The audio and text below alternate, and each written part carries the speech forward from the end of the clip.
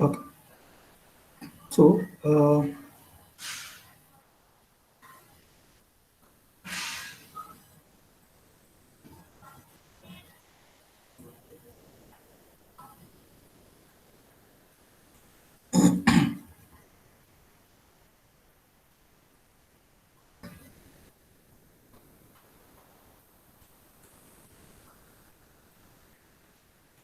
yeah, I hope my desktop is visible to all of you.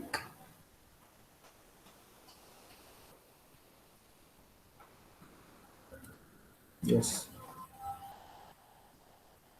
So today we will discuss about some important inbuilt MATLAB functions that can help us in understanding developing image processing applications. So for the first inbuilt function that we would like to learn today is called as IMClose. Okay, so this function, which is called as IMClose, is a very important MATLAB function which will help us in trying to work on a grayscale or a binary image, and if at all there are any pixels which are all unfilled, it will try to close all those pixels. Okay? So this is the simple function that is available in MATLAB called IMClose. So let me illustrate this with a simple example. So we will read an image called circles.png. So for which I am using this command imread and storing that entire into a variable called original bw. So first we will run this. So we'll be able to see what is this image is all about. So then using this function figure and IMShow, we are able to see that image. So then we'll see what will this IMClose function will try to do. Okay. So when we use this IMClose function, it has to be used after we use a function called strel. Okay, we'll see what is that strel function is all. So this is basically a black and white image that now we have read out in MATLAB, and the file name of this file is called circles.png. Okay. Now, if you see, there are multiple circles available in this image, and all the circles are closely placed. Now let us see what will this I am close to. But before that, there is another function, very important function available in MATLAB called strel, strel function. Okay, we'll see what is that strel function. So if I can go to MATLAB command prompt and then just type help strel. Okay. So what is this strel function is all about? We'll discuss about that. So this strel function, okay, creates a morphological structuring element. So now, what is this morphological structural element? We'll understand that with the things one by one. So let us take you. This is basically the function that is used. So here we are using strel function with a type called disk, and there are two parameters called r and n which also are defined. So if you see this strel function with the type called disk R and L. See, we are using here in our MATLAB program strel, and we are using the type called disk, and we are giving a parameter called 10. Okay.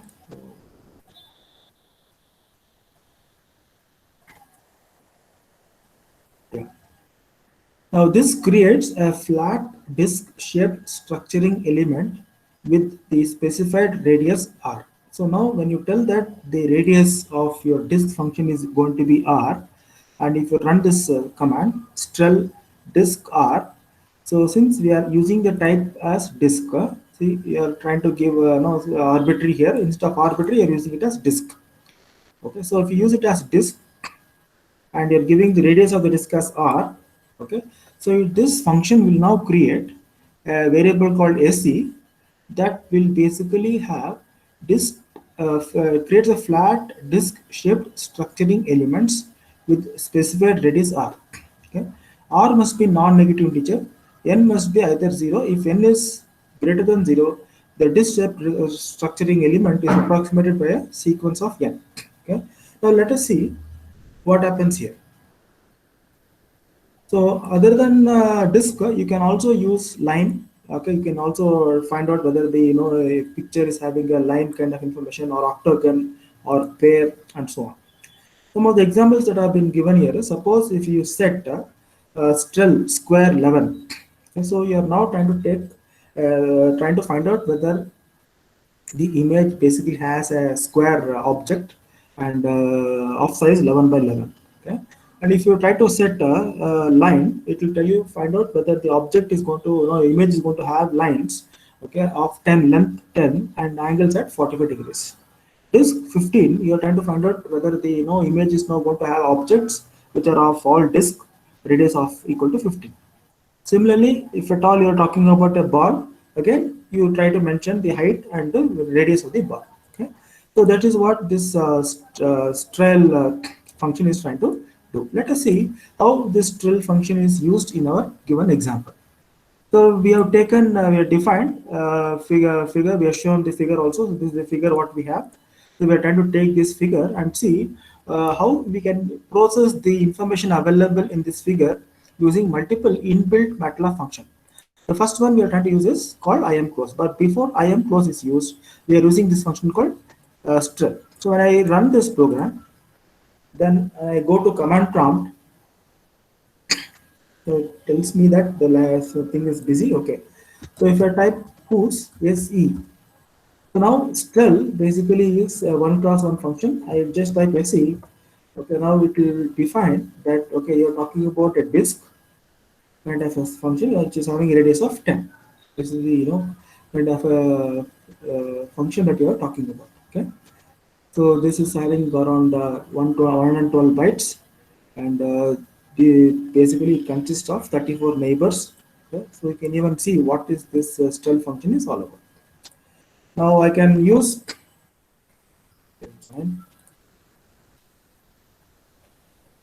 okay. So I'll just type here figure.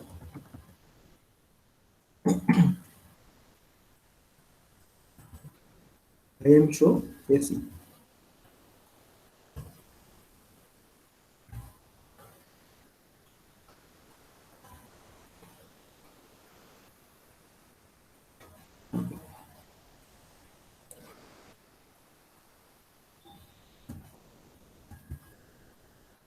This cannot be displayed as an image, okay, because it is of class trill. So we will see what this function will do. Then we'll understand the process. Then I'm using this command called imclose. So this imclose. So this command again I go to help, and then I see what is this imclose is all about. Imclose basically performs this operation. So it performs morphological closing on the grayscale or binary image IM with the structuring element SC. SC must be a single structuring element object as opposed as to an array. Okay, so now let us see what happens to this. So when I use this imclose command, then after executing this imclose command, then I see what happens to my image. So my original image is named as original BW, is now been processed and stored in a variable called close BW. Now if I see this image, okay, so this is what you try to get here. Okay. So if you see, this is the original image that we had, and this is the processed image after performing the function called imclose. So what do you understand from this? We find that see these are all the various circles that are available, and all these disk or circles are of similar size, similar properties. So when I tell imclose, what happens to this function is all the circles are now merged. Okay, so wherever you find that there are multiple gaps here, all of them are combined together, and all of them now become a single object. So now here we have taken the objects, whatever we have in terms of circles. So you may have even objects in terms of squares. It could be placed at multiple locations. Now if I use or run this command called imclose on a black and white image, so you find that all these circles or all the squares, whatever you consider, will all be combined together and it will be made as a single image. Now you can only extract this now single image and further identify how many circles or how many disks are available in this given image. That is the advantage of using this function called IMClose. So now, why are we discussing this? Is because we will see how we can use this for our the other applications development. Okay. So remember, there is a function called IMClose. Hello. Yes. We will see one more important MATLAB function called IMDelete. So, Hello. so, so, Hello. Yeah. so this IM close MATLAB commands when it is compared for the second image, does this image comprises the size? Size. What do you mean by size? No, sir. Compared to Uh, first figure, second figure, the image was like little bit blur, little bit. Size was like you were talking about size. Okay. Let yes, me sir. tell you. Yes. Yes. So I'll go to this and I will type whos. If you see, original image was of size 256 cross 256. Even after it is being processed, it will remain 256 cross 256. So image size will not change, but no, actually here what I did was I just stretched the image to show you the things. That's what no, it would have appeared like this. Okay. Okay, see what I did was I just stretched it Okay, like sir. this. Okay, but otherwise size will remain same. But remember, this IM close is basically we are trying to combine similar images, which is having a property of disk shaped structures. That is where IM close is used.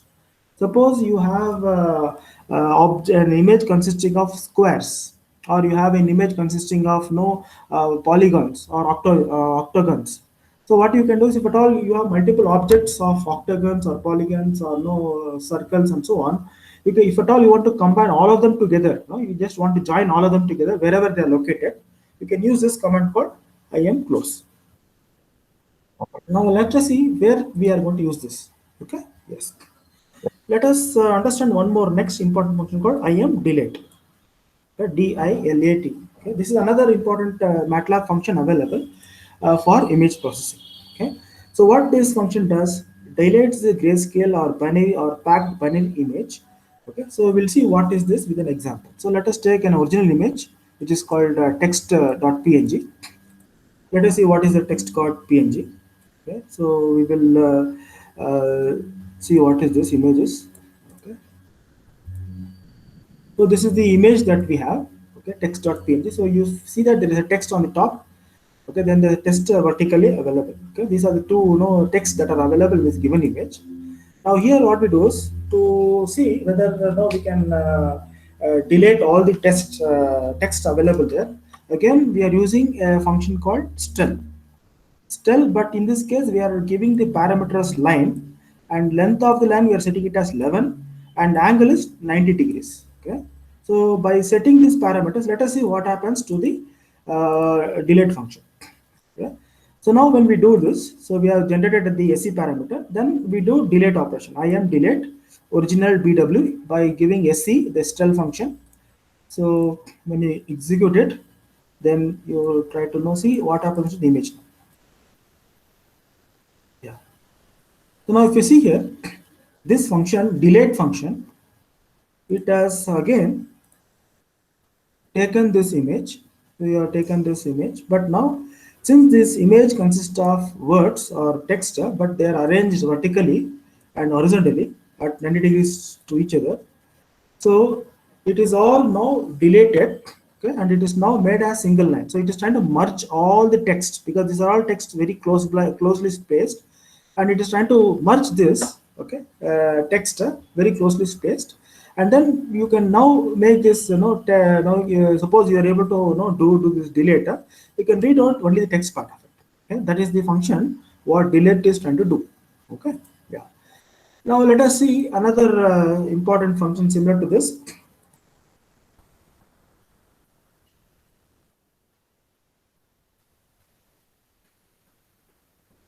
A function called IMErode. Okay, and function called IMErode. So now let us see what will this IMErode function do. Okay, yeah. Now again, we will read a image called text.png. Okay, this is the text.png. We are able to read already. We have seen that image. What is that? Okay, then we will see what that image is all about. Yeah.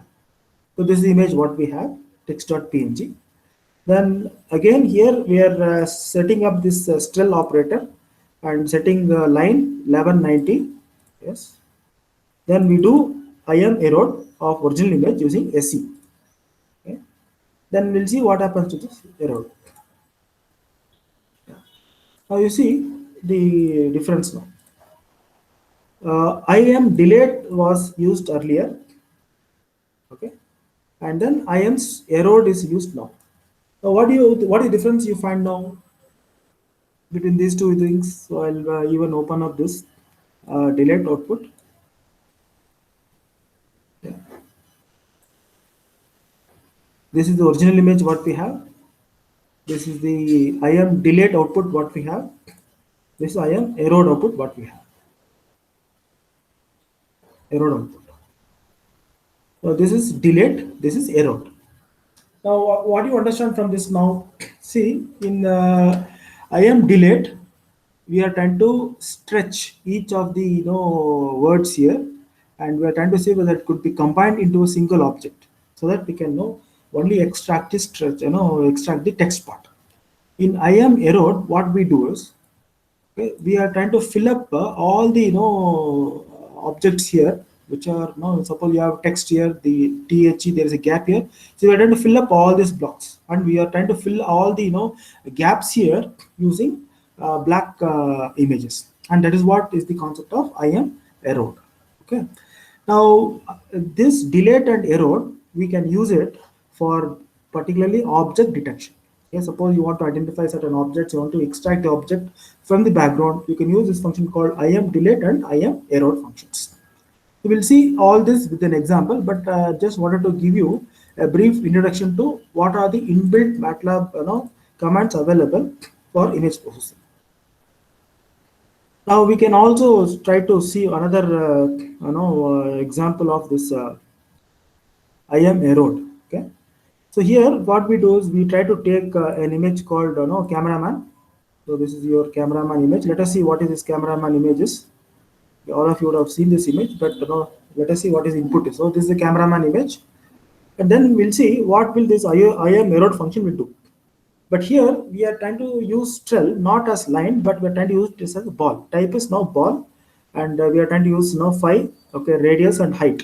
Okay, so we are trying to set the feature as ball, and radius is going to be phi. Height of that radius is going. Height of that ball is going to be phi. So by using this, let us see what will happen to this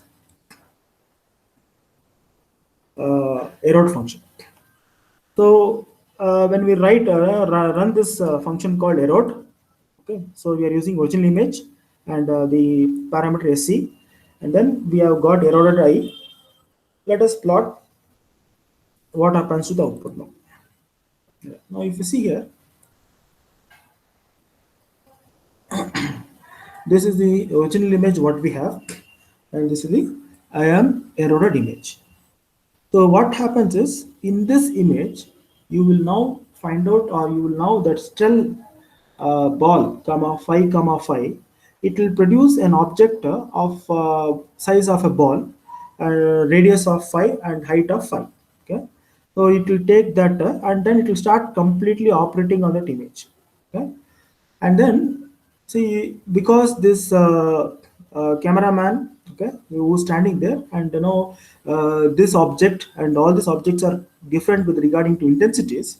So since you're using the ball function, you find that, okay, wherever the object, okay, ball 5 comma 5 is used, all of them are darkened now. This is all basically being darkened. If you see zoom in, it would appear, so this is all like like the ball structure.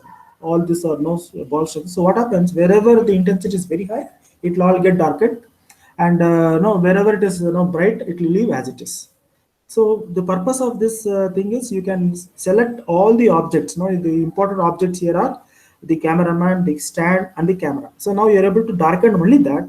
So now when you try to darken it, now this becomes clearly, you are able to clearly distinguish between the background and the image or the object. So now, since you're able to distinguish between the background and the object, now you can do an edge detection method and remove only the object of interest.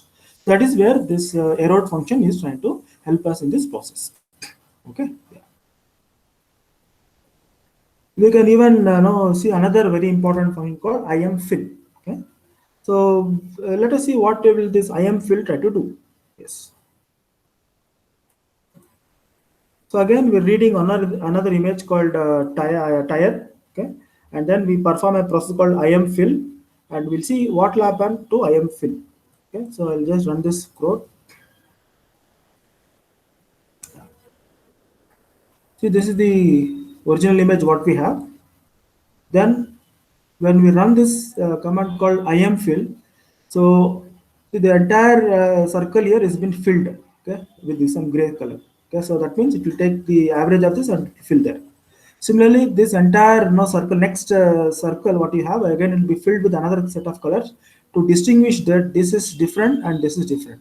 Similarly, the tire that we come across, okay, that will be another parameter. So now there are three objects in a given tire. So the center part, maybe that is one because it is having different intensity. Okay, then the second one and third one. So now you are able to differentiate between multiple objects in a given object. So that is what will this IMFill try to do. Okay. So now these are some of the important MATLAB code commands that are available, which could be used for image processing applications. Okay. Yeah. So to illustrate what IMFill will try to do is, I'll take a simple example here. So now we have defined a variable called BW1, and we are able to define it as logical, and there are ones and zeros. Let us run this and see what is BW1 is. So I'm able to see what is BW1.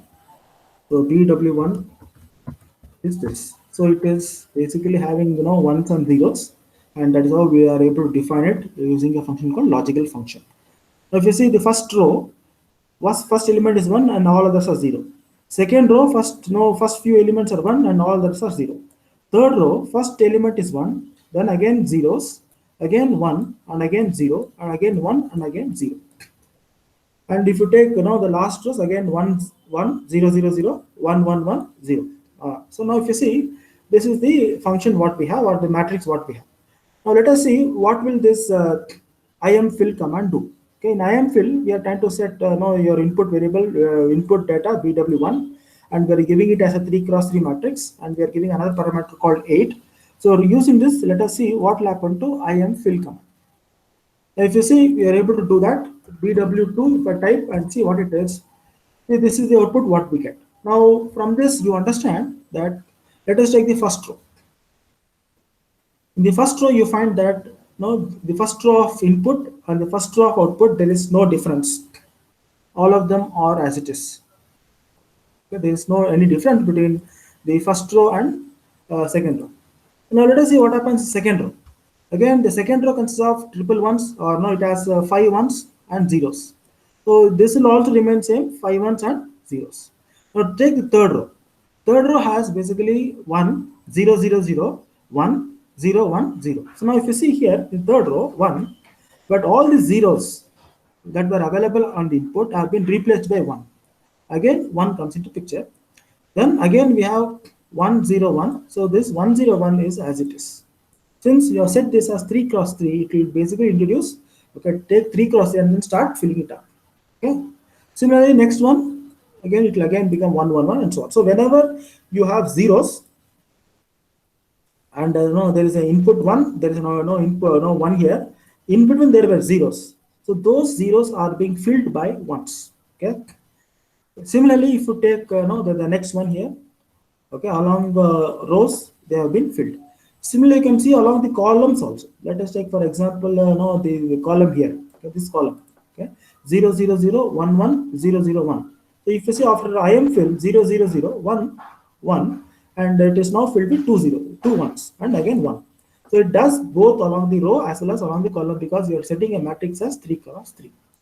So now these are some of the important inbuilt functions called IMClose, IMDelete, IMErode, then IMfill. Okay, using this, let us see how we can do some of the examples or some of the applications that we discussed yesterday, right? Okay. So yesterday I was telling you about one simple project. So let me open that project. Excuse me, sir. Yeah, yes, Sir, can you go back to the command window, sir? yes. Yes, So there in the third row, you have told where there is a zeros, it has been replaced by 1. yes. Yeah. So in the output side, sir, in the third row, Ah, still in the from the last, still two zeros are left. Why those are not replaced by 1, so then? in the third row. Yes, sir. This one, From third row, the above one, sir. this one. Oh, yeah, that's the third. Ah, Yeah. so this is the third row. 100 10 10. Okay. Now if you take the corresponding third row here, this is the one. Okay. Now wherever you have three zeros, okay, that three zeros are been replaced by three ones. Now here, if you take this third row here, there is 101 will be as it is. Okay. Now why is that? Because we here, if you see here, we have set it as 3 cross 3. So if I go to this helper, I am fill. It will define the following. Performs a flood fill operation on background pixels of the input binary image BW1, starting from the point specified in locations. Locations can be p by 1 vector in case and so on. So you can either set it as holes or you can just see im ones. Okay, I1. Now they are given certain examples why they are told no what is that locations all about. Since we have mentioned it as 3 cross 3. Okay, so now connectivity may be defined in a more general way by any dimensions by 3 cross 3 by 3 cross 3. So that means wherever you come across that three elements, those will be filled. Suppose if it is only one or two, it will not get filled because you are setting it as 3 cross 3. Okay. And this is an example what they are given. Okay. So if you want, you can just go through this entire specifications, and then you can change this. You can instead of 3 cross 3, you can make it as 2 cross 2. You can make it as 1 cross 1 also. Then accordingly you will see that this is getting filled up here. Okay, you understood, right? You Yes, can sir. Then if it was, then it was 2 cross 2, then consequently two zeros might be made as 1 then. yes, If yes, 2 yes, cross 2. yeah, Yeah. Oh. yes. Okay, yes. Okay, now let us go to this example. So yesterday I was telling about this example, right? Okay, yeah. Now, as I said, I'll read, let us revisit this example. There are more than 20 images that we have taken. These are all the various images that we have taken. Okay. Yeah. Now, we are using this file name. Okay. Yesterday also I explained, but still I'll explain it once again. And let us see what we can do with this example. Yeah. Now we are reading this file. Okay. We're reading an image called IM, and it is stored as IM. Then what we do, we are trying to just display this image. Then the first part is we are trying to perform a concept called color enhancement. So now what we do is we are trying to take this variable im, and we are calling a function called color enhance of im. Im is now sent from the main program, okay, to a function called color enhance. And in color enhance, there will be some processing done on your input variable im, and it will be returned, and that return data will be stored as im equal. That means we are calling it as your image has been equalized. We call it as color enhancement. Okay, yes. Now this is how you try to call a function. Okay, now once you perform color enhancement, then what we do, we have a process called color segmentation. Okay, since the project whatever we are working with, we need to identify the red color as well as yellow color. We are trying to write a for if statement here. If the image that you are going to consider is greater than 10, okay, if the image is greater than 10, that is k greater than 10, it implies the image that we have will have red color there. So we are supposed to detect red color. Suppose if the image that we are processing is basically less than 10, okay, then we are trying to identify yellow color there. Now, we'll discuss about about this. What are all this? We'll discuss later. But now let us understand one important thing. See, if at all an image is having orange color, it will have a hue value. Okay, hue is another way, instead of calling that intensity, we are calling it as hue, also representing the color of an image. If it is orange color, the hue of that image will be between 0 to 22. So suppose you find out an image and then you want to identify whether that image is having an orange color. So you have to take that image, find out hue of that image. We'll see what is that hue of an image. And that hue, HUE, okay, if at all it is between 0 to 22, it implies it is orange color. Suppose if an image is having yellow color, the hue value will be between 22 to 38. Similarly, for green color, blue color, violet, and red, it is defined. This is all predefined. Okay. So, if at all you want to know the color of a given image, okay, you have to find out hue. Okay, we'll see how to find out hue, and from that hue, you can identify what would be the color of the image depending upon the hue intensity. If it is between 0 to 22, it is orange. If it is 160 to 179, it is red color. Okay, these are the values that are going to be considered. Okay, then when you do color segmentation, we perform all the color segmentation here, and we get an output. After that, see, we are using three important functions called IMClose, IMFill, and then another function called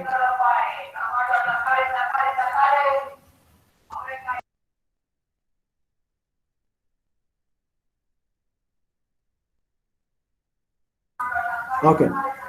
So we have beware open. So now we are using these three functions, and we'll see why are we using these functions, and then we perform segmentation. After segmentation, we perform a process called edge detection. Okay, we try to see what is edge detection is. After edge detection is done, we try to do all this processing here. Then in edge detection, we are using off transform also. Then finally, we perform a process called final detection of the result. Okay. So now, last time, yesterday I was able to run this code. Similarly, I'll try to run this code and tell you what happens. Now there is input image where we have a sign, traffic sign called stop. Okay, so we are supposed to identify whether it is whether the image what we the algorithm that we developed will detect this image called stop.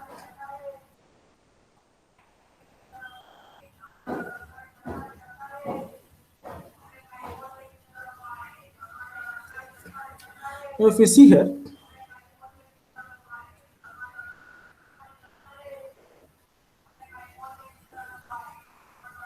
this is the original image what we had, and then after running the image processing algorithm, okay, if I try to stretch this, we are supposed to detect this stop traffic sign here. This is what we are supposed to detect. But what is happening? You're detecting this part of it. That means there is a tire here, a vehicle or something here. So we are detecting this. That means your image processing algorithm, whatever we have developed, is not able to detect this traffic sign stop. It is giving us some other results. Okay? Let us change the image and see whether it can further still work. So we have defined k as 15. Now let us define k as 1. Again, run this code. So k basically refers to selecting an image out of 20 images, whatever we have. Okay. Now if you take this image, what happens here is, now we have an input image, and in that there is a traffic sign here. This is the traffic sign on this entire lamp post, and the image processing algorithm is able to detect that. Okay, you are able to see that it is able to detect that sign. Okay, so for image 1, it is able to detect this signboard. Okay, now let us take one more image and see what happens. Okay.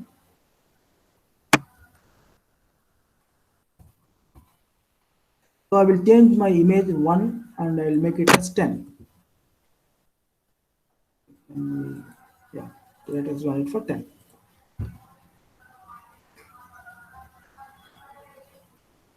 Yes. So this is the image what we have. This is the signboard that we are supposed to find out. Okay.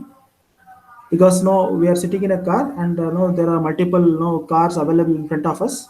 So this is signboard that we are, because we are on this road, on the road on no, on the extreme right.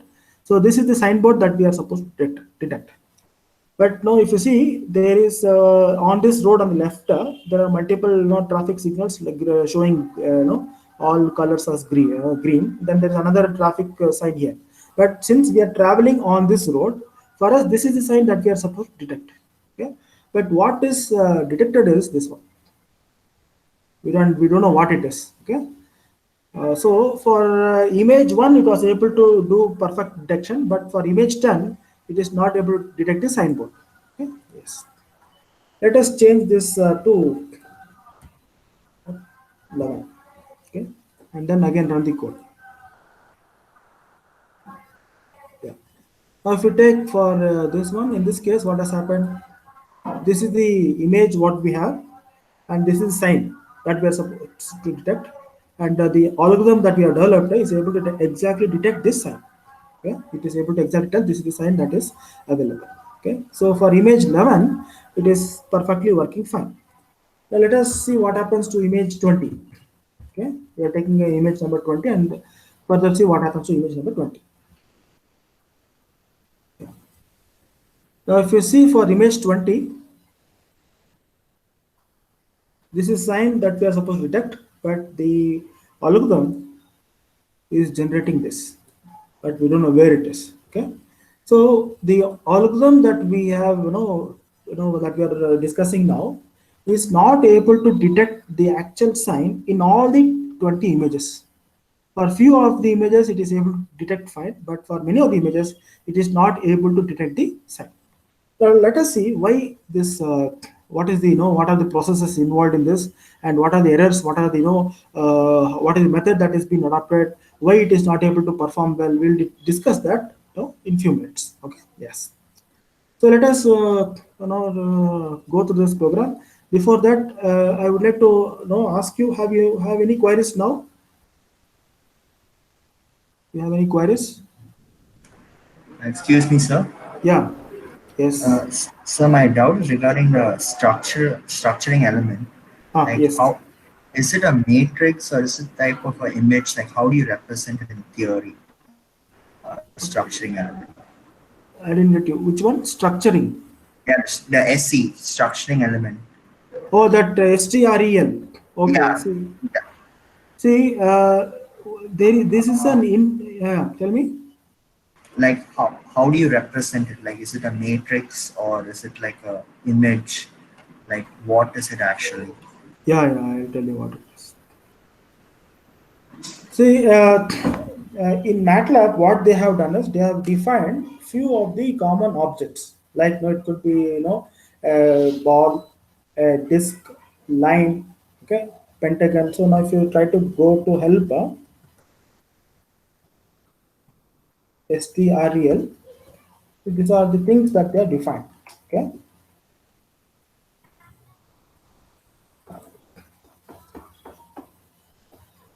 So it's a morphological structuring element. Okay, so now what happens is you are trying to now define arbitrary object using this function called strlen. Okay. Now this arbitrary objects, it could be you can define what would be the height of the object, or it can even use the function called nHood. Okay. nHood is a matrix containing ones and zeros. Suppose assume that you know that a given image basically has an object. That object is no maybe it could be a triangle in shape. So what you do is you define a function called x, which will be having the all the matrix elements in the form of a triangle. So now how we define logical is logical as 100 like that. You define your own nHood. So now your concept is you are trying to find out whether the object has triangle shape. Okay? Since you are now defining it as arbitrary. Now this is basically for identifying arbitrary functions that are not part of general functions now. Now, if at all you want to see whether no object has ball kind of function, so that means they have already defined. So if you tell it as ball, that means it will be now considering it as a circle. And in that circle, you are going to now fix what is R, what is H, and what is N. So now you can identify the radius, you can identify the height, and you can even identify what is your value of n. Okay.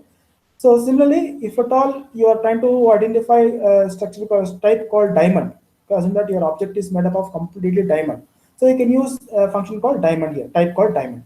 Okay, and you can define what will be the r. R is basically distance from the structuring element origin to the points of the diamond. So now that basically tells you that what is the value of r. Similarly, it could be like a disk, okay, or it could be like a line, okay, or it could be an octagon, it could be pair, it could be periodic line, okay, or a rectangle or square, right? So by setting these parameters, you are now trying to explore the possibility of these objects available in your given image. Okay? So now if at all you set the function called structuring element, by defining this, you can use this variable SE to extract those objects in a given image. Okay? That is what is the concept of structuring element is all about. Is it clear? Yes, sir. Okay. Now let us go to this program and let us see how does this program work one by one. Okay. So now I hope all of you have understood what is all this file, read, and so on. Now let us see what are we going to do in color enhancement. Okay. So now there is a function available called color enhancement. I'll open this color enhance.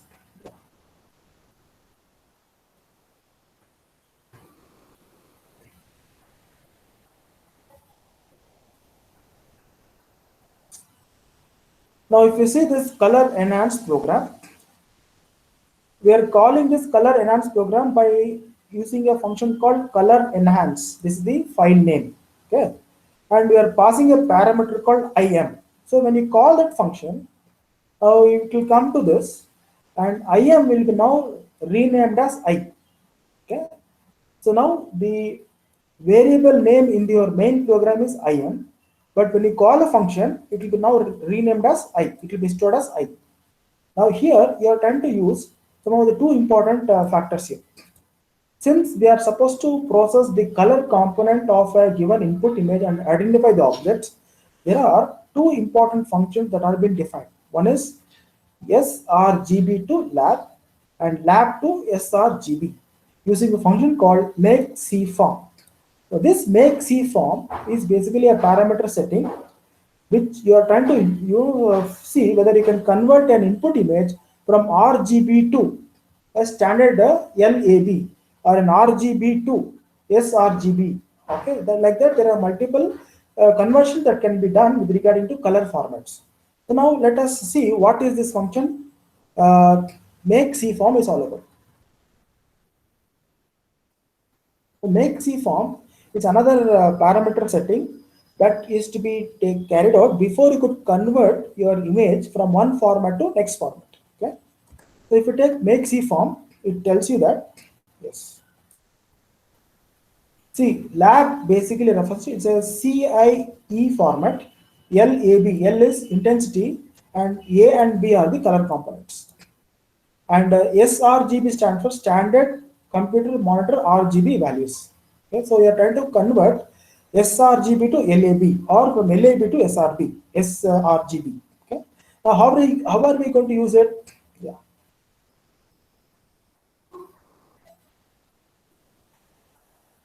So these are all the various conversions that could be done. So we can see makeCForm type. So you're setting what type you're trying to do, whether you're trying to go for no lab to sRGB or sRGB to lab, or you can have sRGB to CMYK. So these are all the various color formats that are available in MATLAB. Okay. Now let us first see what happens here. Okay. Yes. So now we are trying to take an image I, and we are converting that image I from the actual value I to I underscore LAB. We are converting from sRGB to lab format. Okay. Now let us see what is this image is all about. So we know that IM is the input image what we have.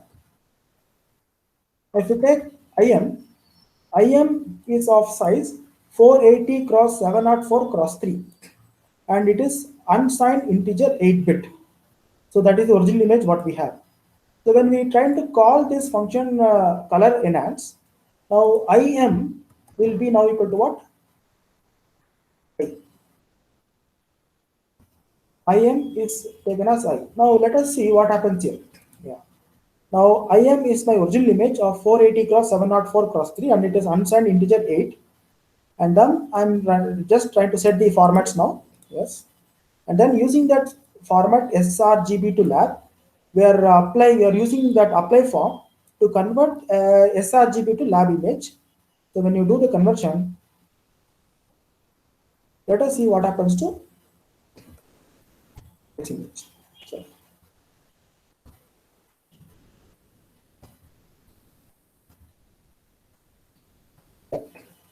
now when you do the conversion,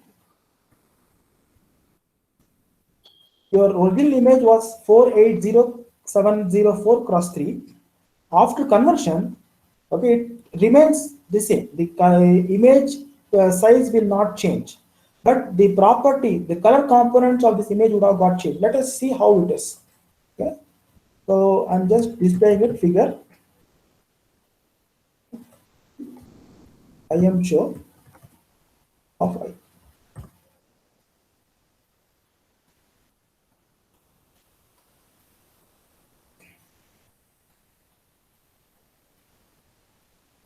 So this is the image what we have, which is I. Let us see what happens after it is converted from one color format to another color format. Okay. So I underscore lamp.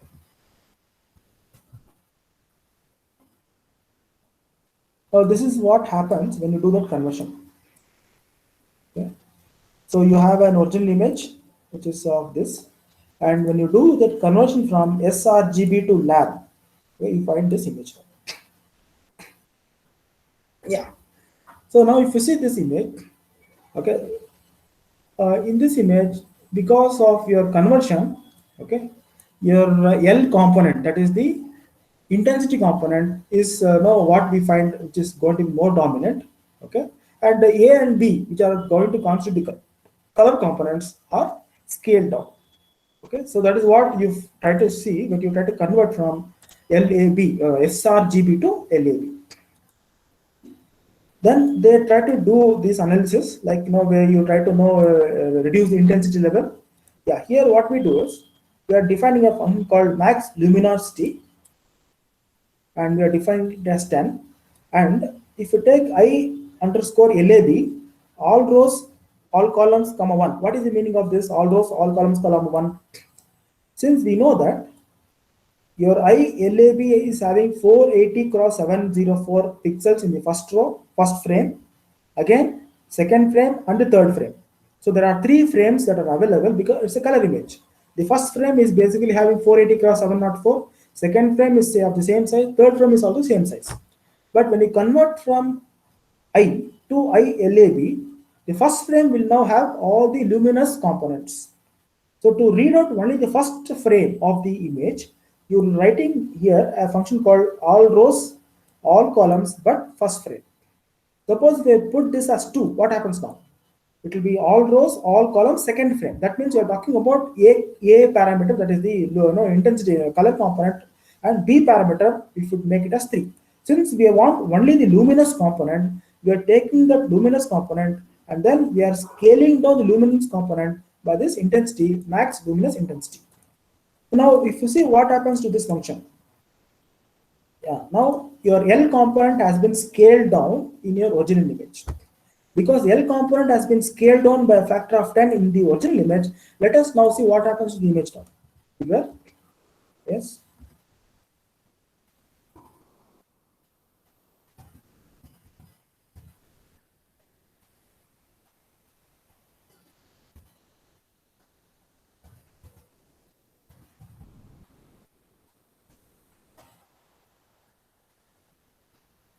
Since the scaling has been done by a factor of 10, this is the original image after making it converted from sRGB to LAB, then we are only taking the L component and we are scaling it by a factor of 10. Now you may not find much difference because the scaling has been done by a factor of 10.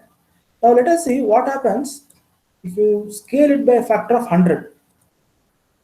See whether any difference you get here.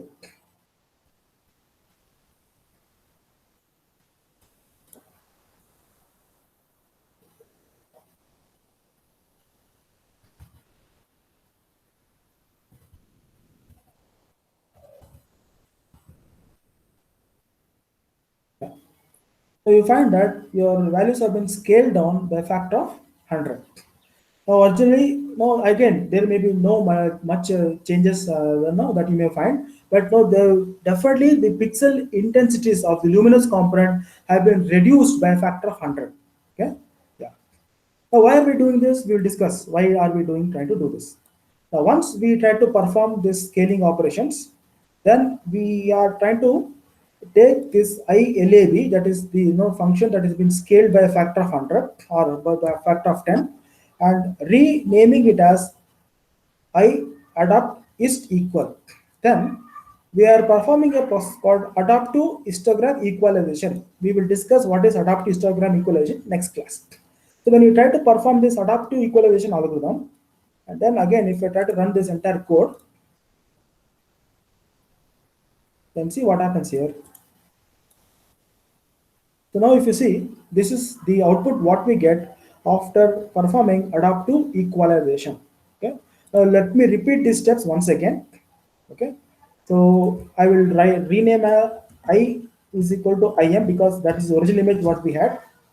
Then I am converting, I'm setting this formats here, and then I am applying the T form here. Yes. Now we will see figure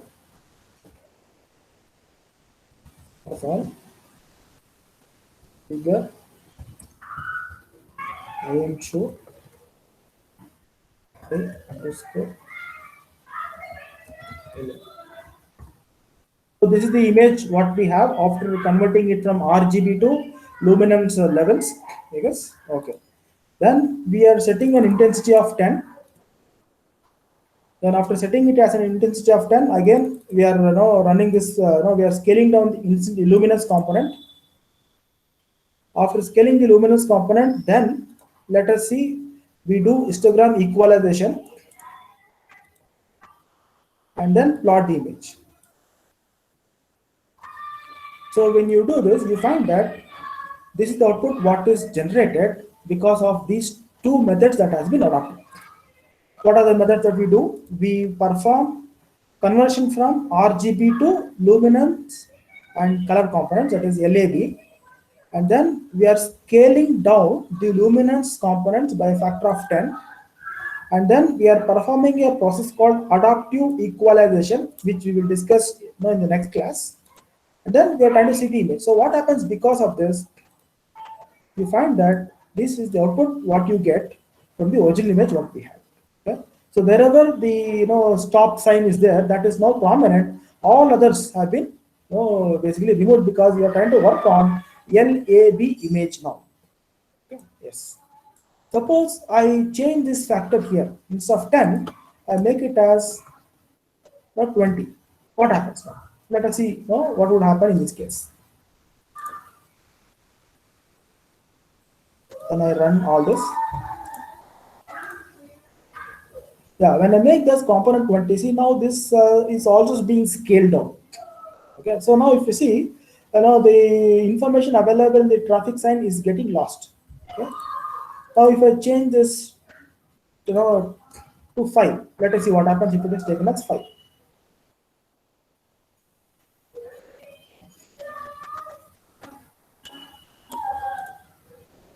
Yeah. Now if you see, because you are scaling it only by a factor of 5, the stop is still visible, but in addition to that, all these are also prominent. So, see, I was telling you that the algorithm was not able to perform for all possible values. The reason is this factor is to be identified. What is the factor that can be considered so that it could be uniformly adopted for all images? Okay, so that is where you have to now see how to change this luminance intensity value and make sure that your image is able to, your image processing algorithm is able to detect that corresponding factor. Yeah. Now let us come back to the main program. After performing image enhancement, what is the next step now? See, we perform image enhancement, then we are going to do a concept called color enhancement. Okay, see, we have done image enhancement, color enhancement, then we are going to go for a concept called color segmentation. See, this in color segmentation, we are again calling suppose if it is k greater than 10, okay, we are talking about red color. If it is less than 10, we are talking about yellow color. K refers to the image that we are trying to process. Okay. Now, when we try to go for HSI threshold R, okay, this is another function that is available. So this function, there is a small algorithm that is available here, and I will explain this later. But I want you to see what are all the functions here. So you are trying to convert that image, whatever you are receiving, to double. Okay, from IM to double you are trying to convert, and you are segregating R, G, B separately. You are getting the R component, G component, B component. Okay, so to read the R value or only the R value, you are taking all the rows, all columns, and the first frame. Second frame is green, third frame is blue. So you are segregating R, G, B.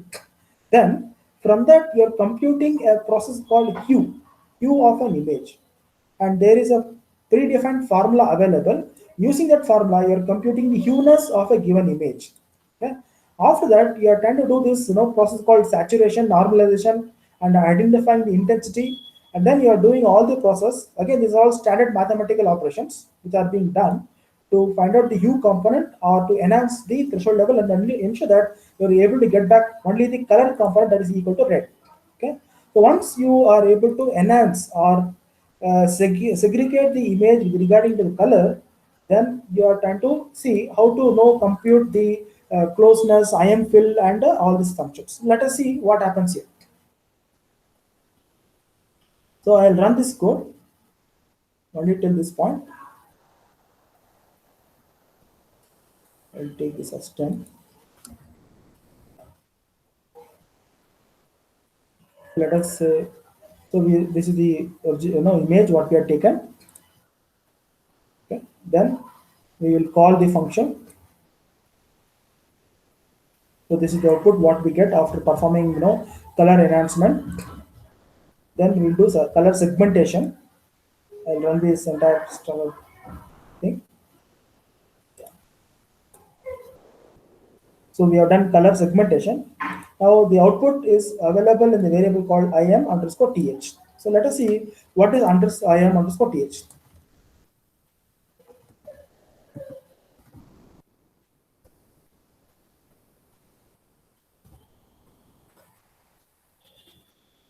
So this is the output what we get after segmenting. So this is the color enhanced image. From that, what we do, we segregate the only identify the images with regarding to colors. So there may be multiple colors available in the image. So we are able to segment the image with regard to multiple colors. Now this segmented image, we are trying to use a function called imclose. Let us see what happens when you try to run this function called imclose. Okay, and we are defining a matrix of size 15 cross 15, and filling up all the elements with ones. Now, when you run this code, imclose, let us see what happens.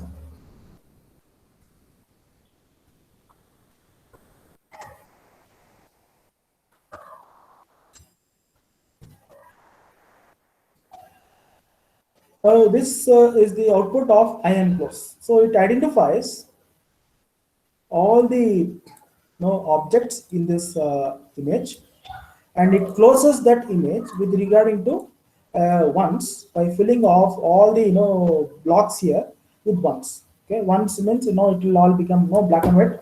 Black and white will become only white. So one is white. So it will take a size of 15 cross 15 and start filling up with all ones. Okay, that is what we try to do using imclose. After that, we perform imfill on im_bw. Okay, yes. So we're going to perform imclose. Let us see what happens here. Okay. Here. Okay.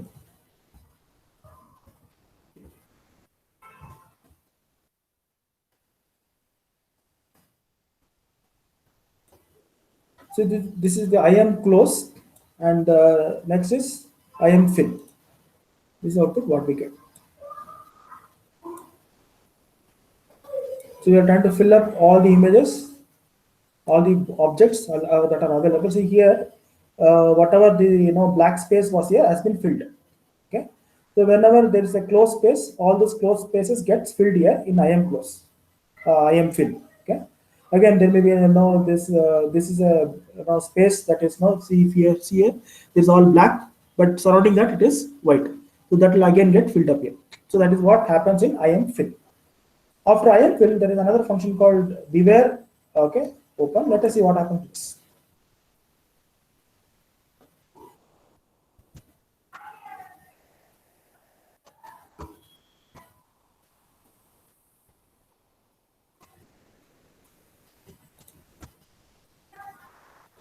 Yeah. So now if you see the difference here between the previous and this image, this is the previous image and this is the image after beware. Now all these small objects that were there have been removed. Okay, they these objects it is considered as noise.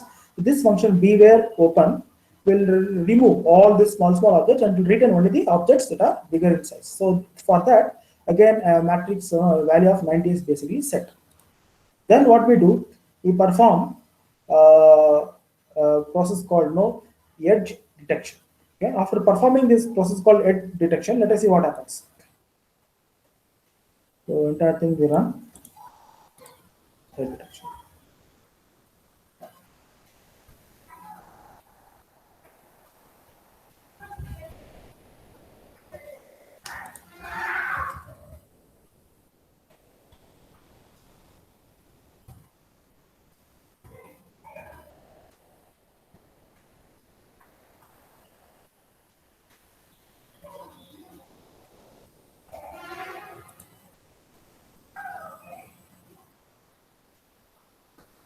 Then we now find out the final detection result. So since now we have the edge detection process, so this function will now generate all the edges that are available in a given image using this function called off transform and all those edge operations. And then it will try to identify all the edges that are available in a given image. That edges could be a line, circle, it could be any kind of an shape. So all of them are basically done, and then you find out which is the maximum object, which is the minimum object, and then after doing this entire process, okay, then you also find out the position, where the edge is maximum, and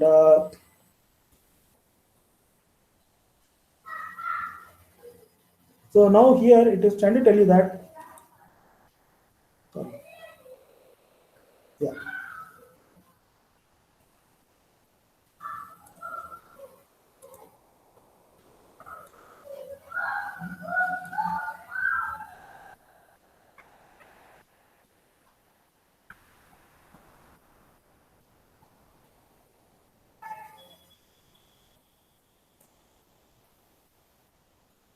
This is what is now being detected.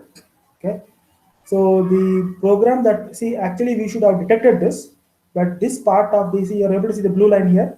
This object is being detected because in the previous pictures, if you see, this is the object that is being considered.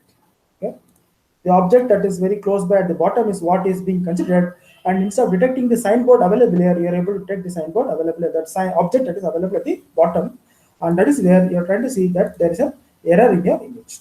Okay, so now how to rectify this error? Now where and all can we rectify this error? Okay, how to modify this and how do you change this? So that is where you have to see how to perform the image enhancement properly, enhancement of the image, then segmentation of the image, and then detecting the edges in a given image, and then finally identifying the object available based upon the edges detected. Okay, so we will see how to correct this by using the concepts called DWT and the other image processing algorithms. Okay, so today what I wanted you to do is I want you to run this code. Okay, today I'll send you, I'll upload this code, run this code, and see what and all modifications that you can do from your end, so that this code can be able to perform detecting the traffic sign in all the images. Okay, so that is the exercise that will be given to you today, and tomorrow we will take the same code and see how to modify this code and make sure that it is able to detect for all the signs available in this given image. Is it clear to all of you? Hello? Hello? Yes, sir. Yeah, see, I will send this codes to all of you today. Okay. And I've told you what are the challenges, what are the issues, or what are the problems available in this code. And I have also given you a brief description about what is this code is trying to do, what are the various steps that are being and considered. I want you to further go through this code and understand the concepts there and run this code. Make sure that you also get some experience on this code and all the MATLAB functions that are being used. Then, if possible, I want you to try executing the code, modifying the code, and ensuring that in all the 20 objects, the traffic sign is basically being detected. Because when I run this code for few images, the traffic sign is getting properly detected. But for other images, instead of detecting the traffic sign, it is giving some other objects. That means the code has some bugs. Code is not written properly. So I want you to see whether how you can modify this code to make sure that for it can work for all the images. Okay, then I will know once you are able to do that, and then I will tell you how to further optimize this code. Okay, I want you to just try. Okay, if at all you don't do it, if you don't get it, it's fine. I will try to tell you how to enhance this code so that it can work for detecting all the traffic signs. Okay, so for that we have to understand some of the important mathematical functions that I will first explain it to you. Then I will try to tell you how this code can be modified further. Okay, is it clear to all of you?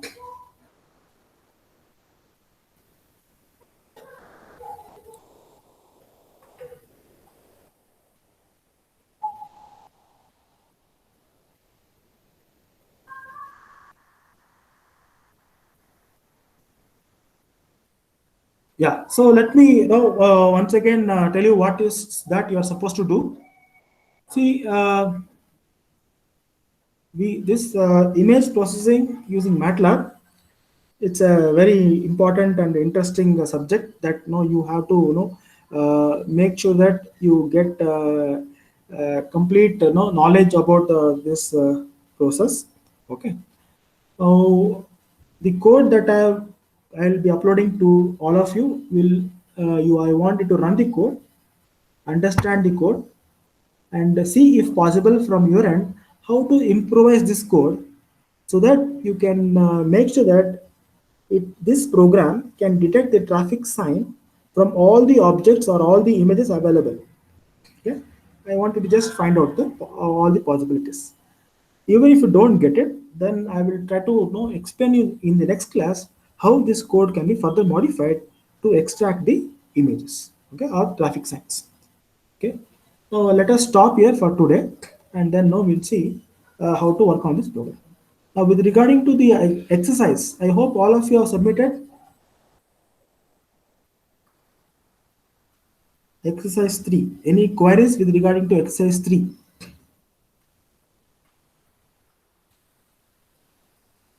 Yeah, I could see in the dashboard. Sir, for the task 4, sir, you asked us to do a tabular column, sir. Yes, but, yes, but yes. if you add images in a tabular column, the outputs, it look and the images should be crammed up. Will get crammed up. So can we not do a tabular column and just upload the images? No, what you do is you will be able to get an image, okay, the input image and the decompressed image. So you put that input image and decompressed image side by side. Okay, okay. So now you would have taken some 4 or 5 images, put all the images side by side, one below the other. Okay. Yeah, that's what I was saying. Then below that you put the table. Yeah, values will be filled in the table, sir. Yeah, values you fill it in the table, but what you should do is you have to label the figures, figure 1, figure 2, figure 3. Yeah, sure, okay, sure. Rate is so and so, mean square is so and so, PSNR is so and so. Sure, sir. So that that figure and the table, they are correlated. Yeah, sure, sir. Okay, yeah. See, I want all of you to complete that task, whatever has been given. Exercise 3 has been completed. Okay, because now without doing that exercise, there is no point in learning image processing, because see, now whatever we did till today are all very, very basics. Now from the next class onwards, we will try to really understand the mathematical concepts and start building all the image processing algorithms. So in image processing, image compression is the most simplest thing that could be done, because no, that is a very straightforward approach. So if at all you complete as exercise 3, that means you have understood basics of image processing. Now, once you understand image compression, which is the basics of image processing algorithm is, we will now see how to do other activities. Now, there are concepts like image registration, image fusion, image enhancement, object tracking, target tracking. Okay, so there are many things that we may have to understand. Again, all these are based upon mathematical aspects. So next class onwards, we will be discussing about the mathematical concept and then developing an algorithm. So I want all of you to complete exercise 3 and submit it at any cost today. If at all you have further doubts, please let me know, because no, I don't want you to just keep quiet if at all you have a query or a doubt, or if at all you have some difficulties in executing the programs.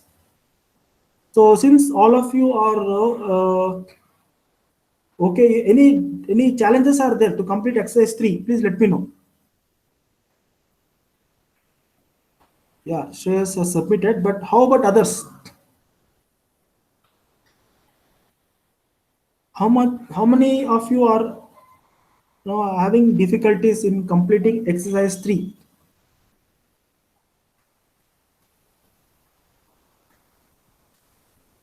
Okay, no problem. Suppose now I will check by today evening how many of you have submitted. Suppose still you have query, please send me an email. I will be able to answer to your queries. Okay, but the task for today is immediately after the class, the entire program for traffic sign will be uploaded. I want you to run the code and try to see whether you can improvise the code to detect the traffic signs available in all the images. Is it clear? Okay. So shall we stop here? If at all you have any doubt, let me know, otherwise we'll stop.